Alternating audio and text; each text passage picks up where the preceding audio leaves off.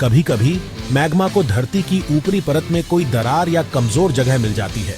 फिर फुश, मैग्मा जमीन से बाहर फूट पड़ता है। जब मैग्मा जमीन पर आता है तो उसे हम लावा कहते हैं। ठंडा लावा नई नई जमीनें बनाता है, जैसे पहाड़ और टापू। ज्वालामुखी के ऊपर के छेद को क्रेटर कहते हैं। ये ज्वालामुखी का मुंह होता है। मैग्मा वेंट नाम के रास्ते से ऊपर आता है, जैसे सोडा बोतल के गले से ऊपर आता है। और जब प्रेशर बहुत ज्यादा हो जाता है तो बूम, ज्वालामुखी फट पड़ता है। फैलती हुई गांसें मैग्मा को और जोर से धकेलती हैं, जिससे वो ज्वालामुखी के क्रेटर से आग के धमाके के साथ बाहर फूट पड़ता है। होस्ट कभी कभी ये धमाका बहुत तेज होता है। गर्म पत्थर और राख आसमान में ऊंचाई तक उड़ते हैं। कभी कभी लावा धीरे धीरे बहता है, जैसे जमीन से गाढ़ा चाशनी निकल रहा हो। दोनों ही तरह से ये हमें धरती के नीचे की ताकत का एहसास दिलाता है।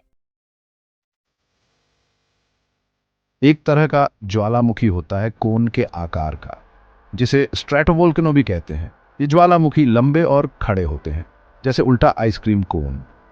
ये लावा और राख की परतों से बनते हैं, जो कई बार फूटने से जमा हो जाती है। होस्ट दूसरा तरह का ज्वालामुखी होता है शील्ड वोल्केनो।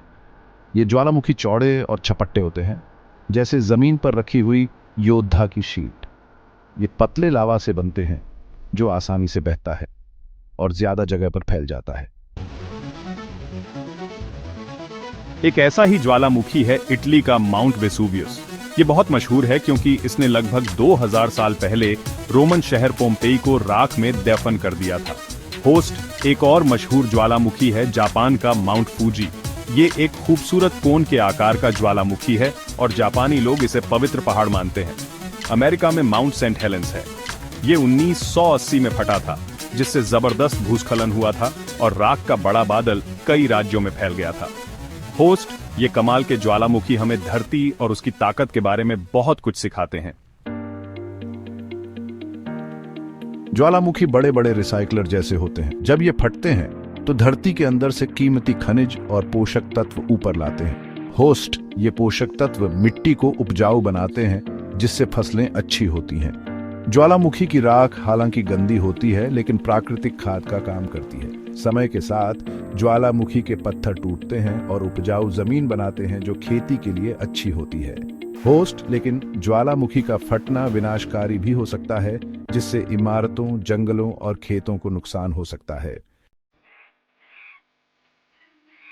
अगर आप ज्वालामुखी के पास रहते हैं तो आपके परिवार के पास एक आपातकालीन योजना होनी चाहिए। इस योजना में ये पता होना चाहिए कि फटने की स्थिति में कहाँ जाना है और क्या करना है। याद रखें, ज्वालामुखी के पास के इलाकों से दूर रहना ज़रूरी है। होस्ट फटने के दौरान ज्वालामुखी की राख सांस लेने के लिए हानिकारक हो सकती है, इसलिए घर के अंदर रहना और सभी खिड़कियां और दरवाजे बंद करना ज़रूरी है। अगर आपको बाहर जाना ही पड़े तो अपने मुंह और नाक को मास्क या गीले कपड़े से ढक लें। पहले कंटेनर के चारों ओर मिट्टी या प्लेटों से ज्वालामुखी का आकार बनाओ। फिर कंटेनर में बेकिंग सोडा, डिश सोप और लाल फूड कलर मिलाओ। एक अलग कप में विनेगर और पानी मिलाओ। होस्ट अब मजेदार हिस्सा, विनेगर वाले मिश्रण को बेकिंग सोडा वाले कंटेनर में डालो।